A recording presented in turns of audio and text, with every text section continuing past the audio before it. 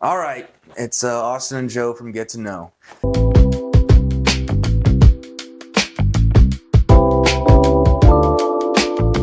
And so normally Joe and I sit down. We've recorded a couple of these. We have much better audio now, thank God. But we normally sit down and say, what are we going to talk about? And what happens is we start talking about it without recording it. Yeah. And we get all these good points made, and that's exactly what just happened. Yeah. So we're going to kick it off, and I don't mind if you want to thumb through that video. Okay. But Joe has got. I'll just let you introduce what we want to talk about. I guess we'll just call this topic prioritization. Yes. And this is something that I kind of dialed in working with my first mentor and then getting into sales and evolving my own career and then starting to mentor others in sales. And sales is often considered to be a vehicle for personal development because to succeed in sales entrepreneurship, you have to add skills. You have to adjust your psychology. You have to be mentally tough. You have to be able to dictate your mood. I mean, I could go on and on down that path alone. But prioritization, and this is something that, especially I was doing commission only, and I was teaching people to do commission only, and you get people say oh, I can't do this, it's the industry, it's the problem, da da da da. So I always had to scratch beneath the surface a little bit and figure out what's really going on. And often it came down to prioritization. And this is something that I think we all struggle with to a degree, is that we think we know what we prioritize. There's what we wish we prioritized, and there's what we actually prioritize. Actions over words. Yeah. And sometimes we just don't realize how off track we are. We think we're better on track than we are. I know I've been guilty of this so many times, and I need to re-review and run my math backwards to make sure I'm on track and kind of yank my own leash to put me back on track. But working with younger sales guys, what I would do is ask you what you prioritize. They'll tell you what they think you want to hear. Oh, development, growth, success, my family, da da da. Okay, cool. That all sounds great. It all sounds like the right answers. Yeah. Let's do the math and see what you actually prioritize. How many hours a night do you sleep? Okay, this much. So you're getting about this many hours of sleep per week. How many hours are in a week? Got it. How many hours per week do you work, side job, whatever? Got it. So you have these many hours available where you're not working. What are you doing in those hours? Well, you like to play Call of Duty, you like to go to the bar, you like to throw darts. You have a limited amount of hours at the end of each day. How many hours are you spending towards your vices, your hobbies? Dude, we were just talking about this at the gym this morning. But Yeah. it was about sitting at a drive-thru for coffee. Yeah. So I like the math because Yeah. I do think like that as well, and I know a lot of my friends think like that too. When you start seeing how much time is consumed with these things that aren't really important, I have 2 or 3 responses to this because I do express this when given the opportunity. But the reality is this: last week I got Joe and I coffee. I went to a drive-through coffee place. I won't say who. Went through a drive-through coffee place. It took me 21 minutes to get to the drive-through because it was so crowded. And there were people returning drinks and whatnot. And I sat there, I was like, I gave these people $8 to sit in their line for 21 minutes to get coffee, which is everywhere. Yeah. I could have gone to a better spot. Yeah. That's how my mind thinks. And I'm like, man. And then I start looking around. And when I got up to the window, the dude at the window was like, oh yeah, the lady in front of you was one of our regulars. I'm like, so this lady spends 20 minutes a day on her way to work every day to get coffee, which she could make. That's 100 minutes a week. Yeah. That's an hour and 40 minutes a week. That is almost what? Oh my God, public math. I have a math degree. Yeah. Oh God. That's like hundreds of hours a year spent just in line at a coffee shop to consume. Yeah. So it's always like this weird consumption between people, and they think they're prioritizing things. You had mentioned family. I remember being in the military and talking with some folks and hearing these guys that literally sit around all day Saturday watching football. Yeah. You only get 2 days off a week, and you spent an entire one day drinking, watching other men do stuff. Yeah. What's your family doing? Are you building anything? What are you doing? And that's what you're prioritizing, right? And that's part of the realization that I had to come to, that I've tried to work with a lot of young salespeople over the years for them to come to. It's like, okay, so we start doing the math. How many hours per week are you spending playing Call of Duty or whatever it is? Okay, so you're spending 3 hours a night, 6 days a week playing Call of Duty. Okay, that's not an inconsiderable amount of time. How many hours per week are you hitting the gym, training martial arts, hitting the books, studying sales, asking for mentorship? 0.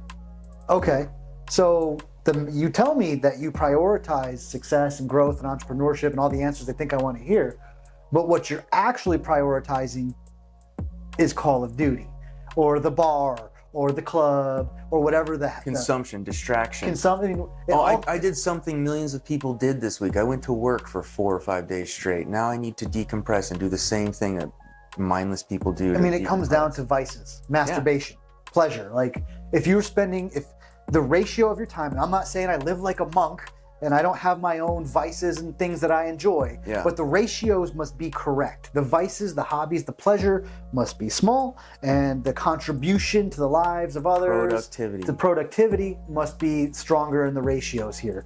So I get a lot of young people who would tell me, who are interested in sales, like, oh, it's the economy, it's the industry, it's this geographical area, Mercury's in retrograde or something, right? I mean, just like all the excuses in the world. It's like, well, actually, if you reverse engineer your equations here and we look at the variables, you're not making money because you're not being productive, because you're prioritizing pleasure and play and feeling good and having fun over making moves and doing things. And it's like, you may say to me that you prioritize success, entrepreneurship, getting in shape, whatever it is, but what the numbers actually show is that you prioritize pleasure.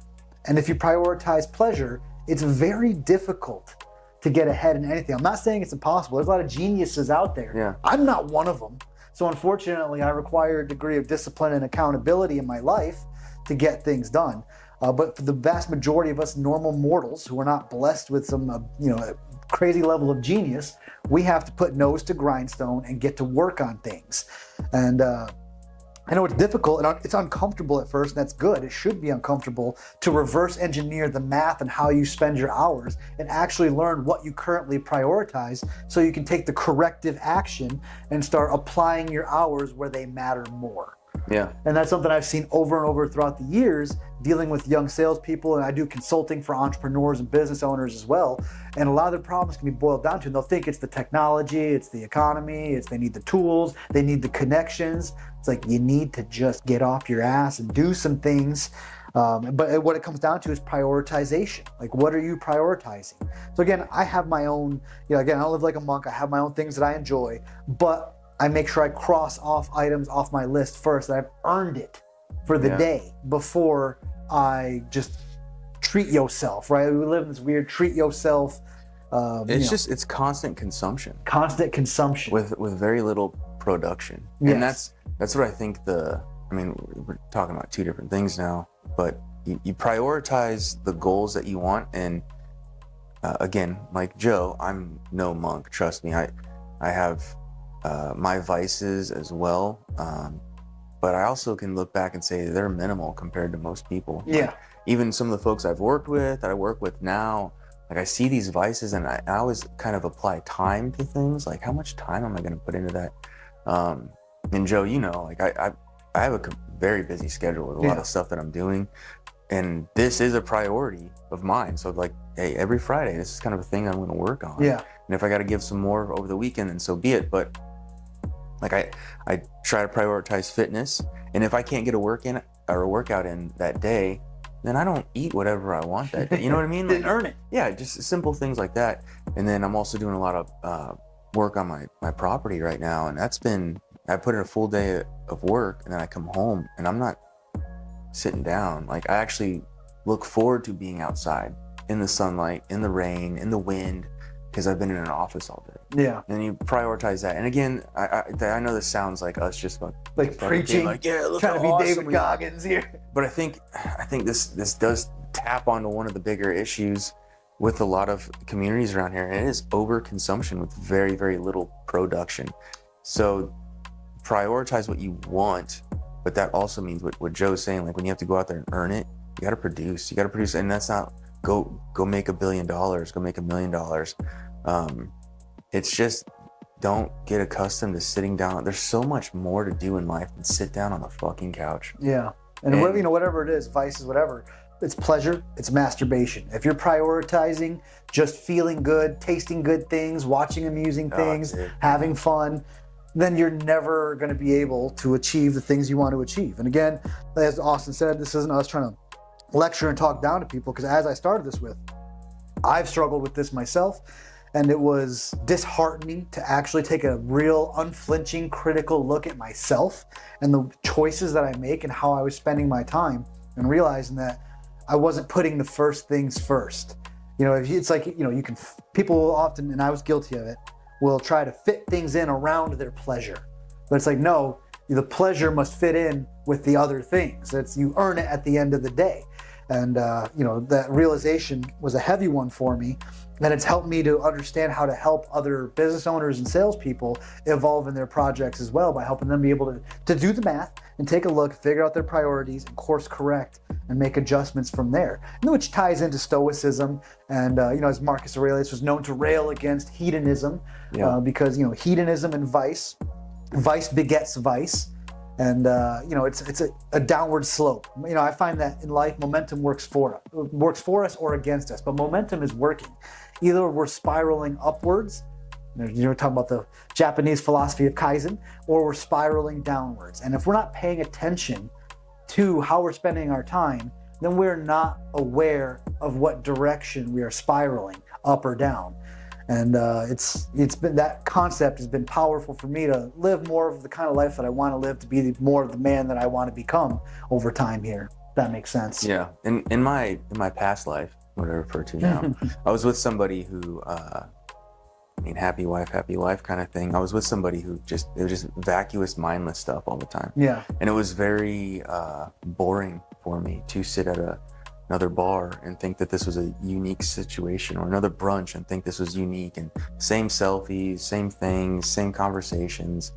And I spent years doing it, and I was only getting into it stunk, it wasn't a good thing, but I was getting to the point where I was doing a lot of things alone. Like, I would rather just go alone and do stuff. But I lived that life of just constant consumption. Yeah. And it's empty. I didn't like it. Empty calories. Yeah, and it was written all over my face around people that I was with. I didn't feel fulfilled. Yeah. Like, it's not fulfilling for me. It might be for some, but it's not fulfilling for me to work all week behind a computer under fluorescent light bulbs, and then spend 3 hours getting ready to go get drunk somewhere and just spend an exorbitant amount of money to feel like shit the next day. Yeah. And then do that weekly almost, the wineries, the bars, the brunches, the football games, just sitting around consuming. Yeah. And in the back of my mind, it was always like, man, I have so much more I want to do. I want to ride across the country on a motorcycle. I want to build more guitars. I want to learn how to weld. Yeah. There's all these things that I wanted to do. And this whole productivity prioritization, I'm sure I'm messing that up still, but all these things really hit home the last 2 years, because I'm now afforded the ability to live exactly how I want, and I have never been freaking happier. And it's because I am productive. And when I see folks, there's a couple people I work with, you can see the stress and the misery on their face. And I tell the young guys at work all the time, you guys need to get out of the office and go do man shit. Yeah.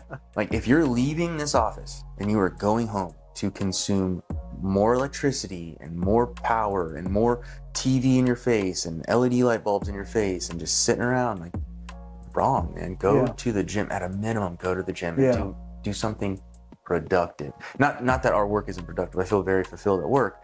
I'm just saying, that environment does not tap into our caveman genes. And the happiest people I've ever met in my life are dudes like you. You're a happy guy. It's because you're constantly doing things, moving and shaking and getting shit, real shit accomplished. Yeah. Not I've never met people who are constantly at a freaking bar or constantly consuming too much food, constantly sitting around. They're miserable fucking people. Yes. They will try to, I keep saying they, I've been there as well. I've been that person. We all have, man. And I've convinced myself otherwise. But, as Austin pointed out, I like to stay busy. And I'll often ask myself, if I'm only going to work 4 or 6 hours in a day, what moves the needle? So, it's also a form of prioritization. There's 30 different things that I could do in my business on my to-do list.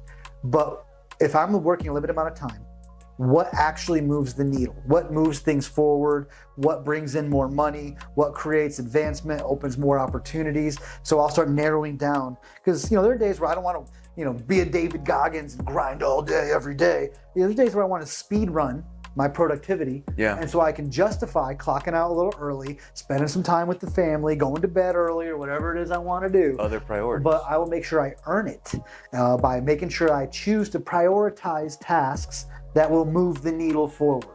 And that's where, we're going to start getting entrepreneur talk of what is an effective CEO. That's an important skill, prioritization. We've been able to look at 2 dozen, 3 dozen different possibilities and be like, what actually, where's the juice, is the juice worth the squeeze? What action here will create maximum impact? Skilled CEOs often seem to not really be working that hard, but they're making plays, they're making changes because they're selecting the highest impact tasks 80-20. to focus on. 80-20, right? Yeah, 80-20 rule. Yep.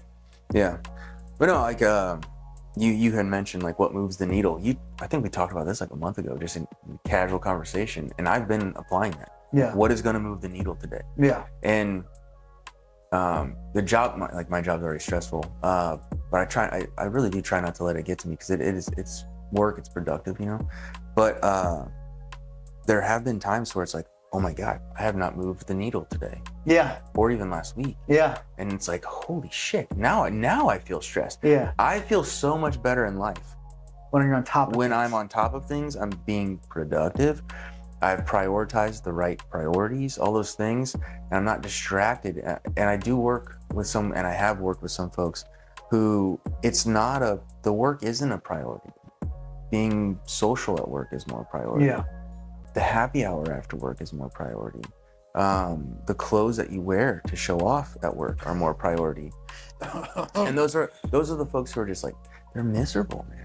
They hate the job, they hate the boss, they hate the work. They don't see why they're really there. But yeah. And then, there's like levels or tiers to this game that I've observed being in it myself, having someone coach me through this, and then coaching dozens of people over the years through the same thing. First, you look at how are you spending your time? What truly are your priorities? We go through that whole math, that whole talk and conversational path. And then it's like, okay, they decide to realign and get focused on work. But then now we go to the stage 2, level 2 of what actually moves the needle, right? Because it's easy to get lost in what one of my first mentors called organizing paper clips. Because you get, yeah, I know exactly what you mean. You're like, I get, all right, I'm going to focus on work. I'm going to work in the office. And getting things done, it gives you a hit of dopamine. But it's easy to get caught up in the minutiae of things that don't actually matter. Of people feeling like, well, I feel productive and busy because I organized the papers on my desk and my pens are in order and my computer screen is wiped and that's it. I'm heading out for the day. It's like, okay, well, that's better than not doing anything. Yeah. You are focusing on your work environment a little bit, but did you move the needle? Did you bring in revenue? Did you close deals? Open up any new opportunities? Help anybody? Contribute in any meaningful way? No, your office looks a little nicer. Cool, but still not exactly the good stuff we're looking for here. So, it all reverse engineers down to what are you prioritizing? And I find that, again, I reassess myself periodically about this because it's easy to slip from the path and you don't realize it. But to reverse engineer what you are actually prioritizing, because there's what you think you're prioritizing, then there's actually how you are spending your time, effort, and energy in a day before you go to bed. Because we can only make so many decisions in a day. Yeah. We can only accomplish so many tasks in a day. So if I'm only going to work 6-8 hours in a day, what in those 6-8 hours will genuinely move the needle? And that is what I'm trying to focus on prioritizing. If that makes sense. What would you say to folks? Like, you had a salesperson show up to you, wanted to get in the mix. You do this thing for like a week, because this is what started off the conversation. Yeah. That's why I started recording completely. It's like you started going off giving examples of like, I'd give, you would tell a new salesman or salesperson or whatever that might be like a prospect, to have them watch a certain video. We should get into that. Yes, we will. And see how long it took them to watch it. Yes. See if they captured the true meaning of it. Yes. And then if they told you that they didn't have time, which is another thing that I don't like hearing from folks, is like, what do you mean you don't have time? Yeah, you're not making time. Yeah. Another thing that you had mentioned was like, oh, you don't have time, and that's when you would get into the prioritization talk. Yes. So what would you normally do if someone was just flat out like, oh, I don't have time, but then you start, you ask them what they do in their time? Or? This is where you start applying pressure. Just like in jiu-jitsu, in martial arts, pressure makes people move one way or the other. So like if someone is my employee as a salesperson, I would apply pressure and start pushing them a little bit to kind of open up on what they're doing with their time and what they should be doing with their time. And either one or two things is going to happen. They're going to be receptive and they're going to course correct, or they're going to find it very uncomfortable and distasteful and find a reason to quit or get themselves fired or just disappear from my world or whatever. But the pressure, and then that means they open up a slot for somebody else. Yeah. So pressure makes people move one way or the other. So using the example of like a salesperson, I give them a video, say The Strangest Secret, which is a great one. We'll do a video about that one specifically, an audio book or something like that, Think and Grow Rich, something like that. And then I would follow up a week, 2 weeks later and say, hey, you get a chance to get through that yet? No. Okay. What have you been up to? Right? Not like a dick or not just like, right? But like, I want to understand, where are you putting your hours? Where are you spending your time? And often it's, I was at the bar, I was playing video games, I was da-da-da-da. Like, okay, so you prioritize going to the bar or playing video games more than you do educating yourself so you can grow in your business. Well, no, that's not true. Like, well, this is what you're saying, but what you're doing is something entirely different. So this is how I would start testing people's prioritization. Because you can't really build a house on a weak foundation. The foundation must be built first. And part of that is prioritization, which is psychology, philosophy, the lens through which we see the world, which we've talked about a little bit in other videos, why philosophy matters. And then you can start to help them build upon the skills and the knowledge and say, okay, well, then help them understand, what should I prioritize? Well, if you're a new salesperson, what's probably your biggest problem? You don't have leads. So we should prioritize on actions that get you leads, not organizing your paper clips or making sure your Post-its are in colored order or what have you. So what does it take to get leads? All right, how many hours per week are you spending on things that generate leads? 0, that's a problem. Yeah. And you don't have any commissions because you're not spending any time on lead generation. You deconstruct essentially their day-to-day life. Yes. You deconstruct what they're focused on, what they say they prioritize, and then you're making suggestions. Like that reminds me of another gym that I was at. I think I mentioned this earlier this morning, but the gym owner, most gyms offer like a 1 week free trial, and 1 week free trial would come up, and the potential student would be like, well, it's a little expensive, I can't afford it. And the gym owner wasn't rude by any means, just asking like, well, I mean, if you got video game subscriptions, you really think you could spend a lot of time playing video games if you're here training? Those could probably go away. And then they'd start chipping away. And some folks would just be flat out like, no, I got to pay this for this, this for that, this for this, this for this. And they would express their bills to the gym owner in a friendly way, obviously. And then they would talk about finances and move things around and gap it to where that they could actually pay for the school, and then lifelong student right there. Yeah, that's a great example, right? Because that's him applying pressure. And I'm sure there were some people who get a little like, I don't have to answer to you about how I spend my time. It's my business. I'd be like that. I'm like, who the fuck are you, man? Yeah. I'm your customer. So maybe they don't apply pressure to move one way or the other, because you are going to get the people who are going to be like, as I was, like, holy shit, you're right. I am way off base with how I'm spending my time. Yeah. Thank you to my first mentor for helping me, because I'm not a fast learner. And kind of cracked my skull a little bit there, and I was just like, "Dang, okay, you got me, man. Like this round is yours. Like you're right." So, but by applying pressure, you're either going to move people out because it's not comfortable when someone checks you. That's part of sales. That's part of martial arts. It's part of entrepreneurship. Pressure, and if you can't respond to pressure, leave anyway. If you can't respond positively to pressure, but then you get people who step up, who feel pressure and will shock you. And I learned about myself that I can be one of those people too, who with a little bit of pressure, I would step up and be like, okay, you're right, I got it. Same thing in martial arts, right? Like Austin here will pressure me, push me, hit me heavy with the clubs when we're doing stand-up. Yeah. And how do I tend to react? I get a little extra feisty. You cry a little bit. Yeah, I mean, I try to hide my tears. I play it off like it's sweat, but I mean, sweating out of my eyes is probably what's happening here. I don't know. I mean, but it's the same concept there. Like you feel pressure. I've felt people who feel pressure on the mats, and they're like, oh, they shrink and they want to quit, or they tap, or they take it easy. Then you have other people who you pressure, and you feel them dig deep and push back harder. Yeah. That's when you start seeing it. I call it like if they're still a white belt, and they're still resistant to, they're not like pressure tapping anymore, and they're trying to make Developing moves grit. and suffer a little more in the position just for the off chance of being able to get out. That's when I start thinking like, all right, I think they're ready for blue belt. Yeah. Or any sort of like promotion that you could give them depending on their rank. And now you're steering me towards another topic, which has to be a whole nother video. The importance of mental resilience in martial arts, entrepreneurship, sales, especially as I started door-to-door sales, 100% commission. That's all I did in the beginning was door-to-door sales. I couldn't do it, man. For years. I couldn't do it. That's how I met Noemi. That's how I met one of my mentors, a few other amazing people in my life, knocking doors and just getting past the discomfort. And part of that was prioritization and discipline and sacrifice of like, I'm going to spend minimal 4 hours a day, 6 hours a day knocking doors. Yeah. Just get up in the morning, pack a lunch, go out and just knock doors. And just, it's like getting punched in the face all day and then going to the next one asking to get punched in the face. I think I'd rather just get punched in the face. But I've met a lot of amazing people and made a lot of good money doing door-to-door sales, developed a lot of skills. It's toughened my mental resilience to such a point that like I don't mind rejection at all. You approach everybody. Yeah. Yeah, you talk to anybody. Oh yeah. Yeah. I guess that's a good skill to have. Yeah, exactly. But it was a sacrifice. I had to carve that mentality into myself by just getting uncomfortable, going out there and prioritizing the discomfort. And it's a sacrifice, which is another topic for video, I think, as well. The importance of sacrifice in terms of entrepreneurship, sales, martial arts. I mean, it's a sacrifice for sure to make that kind of grind.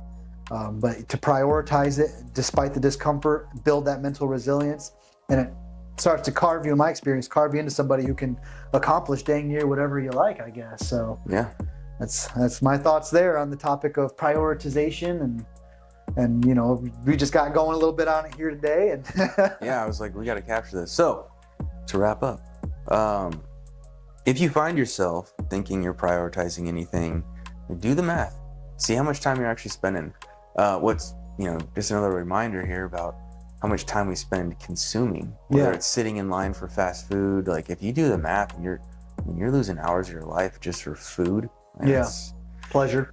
Yeah, I mean, we talked about that too, but it's like, do the math on what your life is being spent on, and if it's just consumption and mindless stuff, and it's not the real priorities that you think they should be, make adjustments. Yep. It starts with one day, and then just to add on to the whole productivity thing, when you separate yourself from consumption, I think you naturally lend yourself for productivity, because what else are you going to do with the time?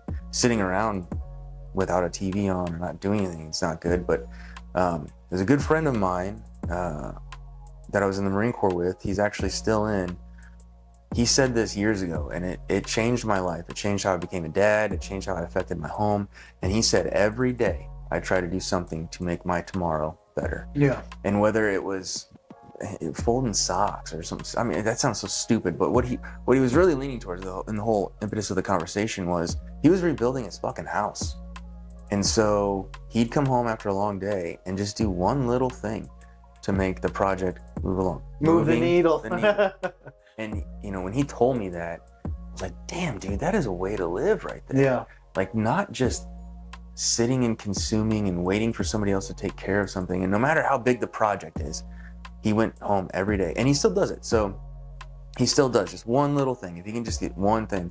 And if you find yourself that you're in the position to where you are over consuming and not really producing much on a daily basis or a weekly basis, maybe just start with one little thing to make tomorrow better. And whether it's registering your car before they send you a letter, like simple shit like that, but just food for thought. So prioritization, I got it right that time, and productivity. Well done. Yeah, I'm learning, dude. Yeah, see, we're all evolving here together. This whole English thing is finally 41 years at it. English is finally a little bit of practice. But as Austin challenged you guys to do, like reverse engineer your hours, time, discover your priorities, course correct if you need to, or just pat yourself on the back if you're already doing pretty good.